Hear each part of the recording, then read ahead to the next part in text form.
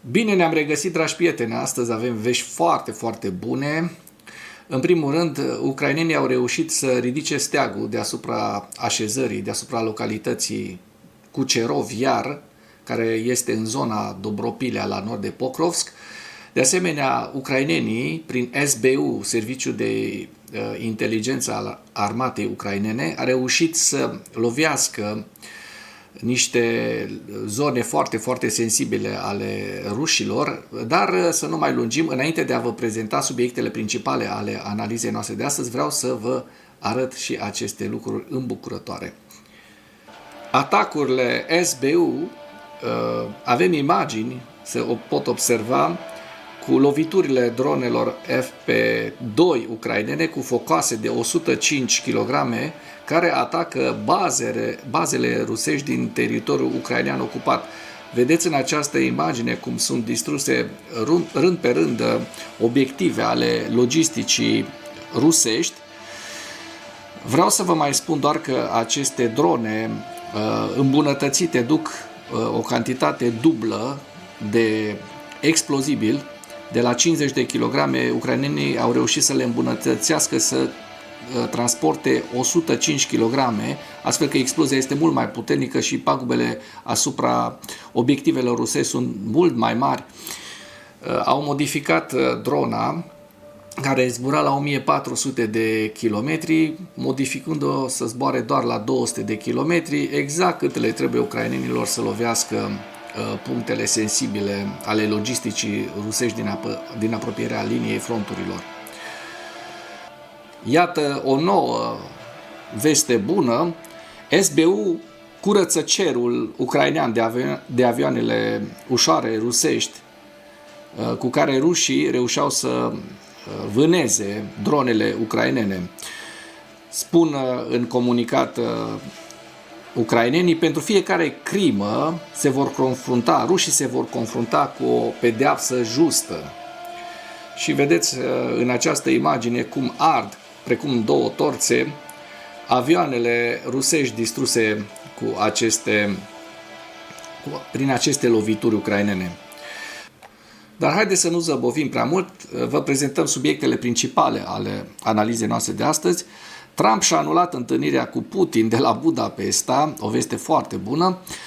Secretarul Trezoreriei SUA a anunțat o înălțime semnificativă a sancțiunilor împotriva Rusiei, adică creșterea intensităților lor. Forțele aeriene ucrainene au identificat avantajele avioanelor de vânătoare Gripen pe care Ucraina le va primi de la Suedia. Știm foarte bine că Suedia este de acord să vândă Ucrainei avioane de vânătoare JAS Gripen E, avioane de ultimă generație ale producătorului Saab, care, bineînțeles, vor fi un număr destul de mare, între 100 și 150 de bucăți. O veste din nou foarte bună. Deci astăzi avem numai vești bune. Parașutiștii ucraineni au eliberat Kucherov Yarul în zona Dobropilea, capturând peste 50 de ruși. Vă prezentăm niște imagini extraordinare în materialul de astăzi. SBU prezintă noua generație de drone navale Sea Baby, care are o rază de acțiune care depășește 1500 de kilometri. La final, dar nu înainte să vă prezentăm hărțile Institutului pentru Studiul Războiului și ale celor de la Deep State, Trump a sancționat giganții petrolieri ruși Rosneft și Lukoil după ce Casa Albă a anulat întâlnirea cu Putin. Și acum să trecem la prima informație a noastră. Președintele american Donald Trump a anunțat că a anulat o întâlnire planificată cu Vladimir Putin la Budapesta. În timpul unei întâlniri cu secretarul general al NATO, Mark Rutte, acesta spune: am anulat întâlnirea cu Putin. Nu credeam că vom realiza ceea ce ne trebuie, așa că am făcut-o. Aveam o conversație bună de fiecare dată, dar nu ne duce nicăieri. Trump a comentat de asemenea posibilitatea de a furniza rachete Tomahawk Ucrainei. El a declarat că antrenamentul ar necesita cel puțin 6 luni. Va dura cel puțin 6 luni să învățăm cum să folosim Tomahawk-ul. Singura modalitate este ca noi, SUA, să le lansăm. Dar nu vom face asta. Bineînțeles, Krasnov nu face asta, dar bine că măcar nu se întâlnește cu Putin la Budapesta. Secretarul Trezoreriei americane a anunțat o înălțime, o intensitate mare a sancțiunilor împotriva Rusiei. Scott Bessent a anunțat un impuls semnificativ pentru noi sancțiuni împotriva Rusiei în viitorul apropiat. În această seară sau mâine dimineață va exista o presiune semnificativă asupra problemei sancțiunilor împotriva Rusiei. Bun. Deci vești doar bune până acum. Parașutiștii ucraineni au eliberat Kucherov Yar în zona Dobropilea, capturând 50 de militari ruși. Unități ale trupelor de asalt aerian, în special batalionul 132 de recunoaștere separată al trupelor de asalt aerian al forțelor armate ucrainene, au eliberat satul Kucherov Yar în direcția Dobropilea. Se pare că 50 de ocupanți au fost capturați în timpul operațiunii și vedem aici cum ucrainenii au plantat acest steag. Videoclipul corespunzător a fost publicat pe paginile DSHV de pe rețelele de socializare și vedem cum reușesc ucrainenii să captureze, după ce au, așa cum se poate observa, au ridicat steagul, au reușit să și captureze 50 de militari ruși care se predau. Bineînțeles, erau încercuiți de mai bine de 2 săptămâni și, așa cum știți, cei care urmăriți acest canal, am tot așteptat acest moment în care rușii vor fi prinși în captivitate de către forțele ucrainene. O veste foarte bună care ne bucură foarte, foarte mult. SBU prezintă noua generație de drone navale Sea Baby. Raza de acțiune depășește 1500 de kilometri. SBU a dezvăluit o nouă generație de drone de suprafață Sea Baby concepute pentru a efectua operațiuni speciale în Marea Neagră, potrivit SBU, dar între timp să dăm și drumul, să vedem despre ce este vorba. Potrivit SBU, aceste drone au fost deja testate cu succes în condiții de luptă, demonstrându-și eficacitatea în timpul misiunilor cheie împotriva flotei rusești. În special, dronele navale au participat la al treilea atac asupra podului Crimea, executat pe data de 3 iunie 2025. Potrivit șefului SBU, general-locotenentul Vasile Maliuc, lucrările de eliberare a Mării Negre de navele rusești sunt în curs de desfășurare. În timpul operațiunii de lovire a podului Crimea, dronele au livrat explozibil direct la punctul de detonare, provocând daune grave suporturilor structurii de beton, pilonilor, mai bine spus, decât suporturilor, pilonilor podului. Modificările actualizate ale sistemului Sea Baby au fost dezvoltate folosind fonduri strânse de către ucraineni prin intermediul platformei de strângere de fonduri United 24. Și vă las, iată, imaginile pe care am vrut să vi le arăt, cum au reușit ucrainenii să distrugă acești piloni ai podului de peste Crimea, podul Kerch, faimosul pod Kerch, și să sperăm că de data aceasta, cu această rază mult mai mare și cu îmbunătățirea pe care o au aceste drone marine, ucrainenii să reușească să dărâme acest pod pe care rușii l-au construit pentru a subjuga, pentru a demonta suveranitatea Ucrainei. Dronele de generație următoare sunt capabile să acopere 1500 de kilometri, să transporte până la 2 tone de explozibil sau alte materiale și sunt echipate cu motoare puternice și un sistem de navigație avansat. Echipa de dezvoltare a SBU a prezentat 2 configurații diferite de arme pentru platforme maritime. Prima dronă este echipată cu un suport de mitralieră girostabilizat cu achiziție și recunoaștere automată a țintei. Versiunea a doua este dotată cu armament greu, un sistem de lansare multiplă de rachete Grad cu 10 proiectile de calibru de 122 de mm, transformând-o într-o platformă mobilă de artilerie navală.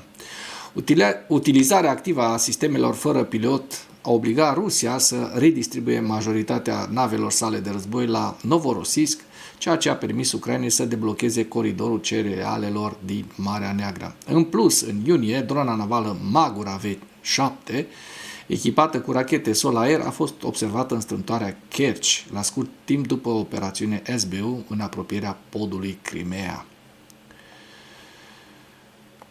Și acum trecem la ziua 1338 a războiului din Ucraina.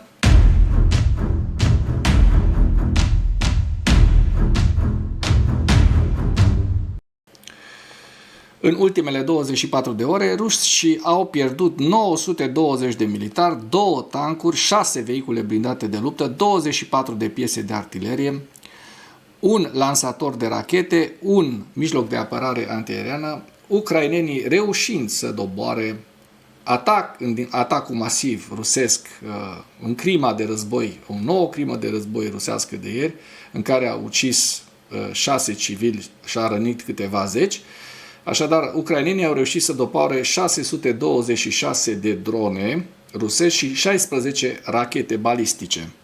În primul rând, Trump a sancționat giganții petrolieri ruși Rosneft și Lukoil după ce Casa Albă a anulat întâlnirea cu Putin. SUA au impus noi sancțiuni asupra celor mai mari 2 companii petroliere din Rusia, Rosneft și Lukoil, în încercarea de a face presiune asupra Moscovei pentru a accepta un armistițiu anunțat Trezoreria Statelor Unite pe 22 octombrie. Măsurile sunt printre primele noi sancțiuni impuse de președintele american Donald Trump împotriva Moscovei de la preluarea mandatului în ianuarie. Acum este momentul să oprim masacrele și să se încheie un armistițiu, imediat declarat secretarul Trezoreriei Scott Bessent, având în vedere refuzul președintelui Putin de a pune capăt acestui război fără sens. Trezoreria sancționează cele mai mari 2 companii petroliere din Rusia care finanțează mașinăria de război a Kremlinului. Noile sancțiuni menite să facă presiune asupra Moscovei pentru a accepta un armistițiu vin după ce discuțiile diplomatice planificate dintre SUA și Rusia au eșuat. Trump și Putin urmau anterior să se întâlnească la Budapesta la o dată nespecificată, dar Casa Albă a anunțat ulterior că summitul a fost anulat. Nu simțeam că vom ajunge acolo unde trebuie să ajungem, așa că am anulat evenimentul. Dar o vom face în viitor, a spus Trump. Trump, care s-a întâlnit cu secretarul general al NATO, Mark Rutte, la Casa Albă, în acea zi în care au fost anunțate noile sancțiuni, a descris mișcarea drept o zi foarte importantă în ceea ce privește ceea ce facem. Fiecare zi este foarte importantă pentru Trump. Acestea sunt împotriva celor 2 mari companii petroliere ale lor și sperăm că nu va dura mult timp. Sperăm că războiul se va rezolva, tocmai am răspuns ca o legătură cu diferitele tipuri de rachete și tot ce avem în vedere, a spus Trump. O să vă las link în comentarii pentru a conspecta întregul material. Și acum ne dăm un ochi pe hărțile Deep State, să vedem dacă sunt publicate. Din păcate, pe data de 22 încă nu este publicat. Dacă se întâmplă să se publice și în timp ce montez acest material vom avea informații și pentru data de 22, le voi publica. Dacă nu, rămânem cu 21, la data de 21 octombrie 2025, vedem că rușii au avut niște avansuri semnificative în Zaporojie, în regiunea Zaporojie, și vedem aici aceste trei locuri în care rușii au avansat, au intrat în Novovasilivske, da? Este o localitate, un sat din Zaporojie. Vorbim de aproximativ 1,5 km pătrați, iar mai la sud de Novovasilivske vedem că rușii au avansat undeva la 3 km pătrați și în apropierea, dincolo de Poltavka, rușii au avansat, ocupând întreaga Poltavka, au avansat aproximativ 3 km pătrați. Deci un avans rusesc undeva între 8 și 10 km pătrați în Zaporojie. Mai la nord de Zeleny High, așa cum se poate observa în această imagine, rușii au avansat undeva la 1,5 km pătrați înspre Ivanivka. Să vedem dacă au existat modificări da, deja se apar aceste modificări, așa cum se poate observa pe hartă, apar modificările. Ucrainenii au reușit să cucerească Cucerov Iaru, așa cum se poate vedea în această imagine. Sunt curios când apare pe 22, dacă apare o să vă prezentăm. Dar, din păcate, rușii au reușit să avanseze și ei aproximativ 1,5 km, 2 km pătrați, înspre Volodymyrivka, așa cum se observă. Punga Pokrovskului este aici. În Punga Pokrovskului n-au existat modificări ale fronturilor. Mergem mai departe către Chasov Yar, către Liman și vedem că nici în Kupiansk n-au existat modificări ale fronturilor, nici în Vovchansk, așa cum se poate observa, frontul fiind foarte, foarte stabil și în regiunea mai la nord, în regiunea Sumun, așa cum se poate observa în această imagine. Da? Trecem la evaluarea campaniei ofensive rusești la data de 22 octombrie, în viziunea Institutului pentru Studiul Războiului cu principalele informații. Forțele rusești au efectuat un atac combinat de amploare cu drone și rachete împotriva Ucrainei în noaptea de 21 spre 22 octombrie și au lovit o grădiniță ucraineană în dimineața zilei de 22 octombrie. Am văzut imaginile, nu vi le pot prezenta pentru că sunt imagini care ar trebui oricum blurate, dar dacă doriți vă pot lăsa linkuri în comentarii, să puteți cei care aveți stomac puternic, să vedeți ce crimă de război, ce nouă crimă de război a săvârșit Rusia în această săptămână. Statele Unite ale Americii au anunțat noi pârghii economice și militare ca răspuns la reticența persistentă a președintelui rus Vladimir Putin de a se angaja în negocieri de bună credință pentru a pune capăt războiului din Ucraina. Reportajele occidentale indică faptul că Statele Unite au anulat întâlnirea planificată dintre Trump și Putin după ce Rusia a continuat să-și demonstreze reticența de a face compromisuri în ceea ce privește cererile sale de lungă durată în legătură cu războiul din Ucraina. Kremlinul stabilește condiții pentru a se exonera de orice vină și de probabilul eșec al viitoarelor negocieri de pace din cauza lipsei de voință de a se angaja în negocieri de bună credință. Kremlinul folosește de asemenea teste preplanificate cu rachete strategice pentru a-și continua efortul retoric continuu de a împinge Statele Unite să accepte concesii în războiul din Ucraina în schimbul discuțiilor americano-ruse privind controlul armelor. Se pare că Ucraina și aliații săi europeni elaborează o propunere în 12 puncte pentru a pune capăt războiului din Ucraina, care include mai multe puncte pe care Kremlinul le-a desemnat deja ca neîncepute. Ministerul rus al apărării a anunțat planuri de desfășurare a rezerviștilor activi pentru a proteja infrastructura din spatele frontului rusesc. Forțele ucrainene au efectuat atacuri la distanță lungă împotriva întreprinderilor industriale rusești din domeniul energiei și apărării în noaptea de 21 și 22 octombrie. Concluzii cheie: forțele ucrainene au avansat în zona tactică Dobropilea, în apropiere de Pokrovsk, iar forțele rusești au avansat în apropiere de Liman. Iată și hărțile Institutului pentru Studiul Războiului la data de 22 octombrie cu regiunea Sumă, Kharkiv, Lugansk, Borova-Liman, Liman, Donetsk, Kostiantinivka, Druzhivka, Dobropilea, Pokrovsk, între Pokrovsk și Mârnograd, Zaporojie, ăsta era orașul Zaporojie, da? în estul orașului Zaporojie și Herson. Și cu acest ultim detaliu închei materialul nostru de astăzi cu îndemnul: dacă ați găsit informații utile în acest videoclip, nu ezitați să distribuiți pentru a ajunge la cât mai multă lume.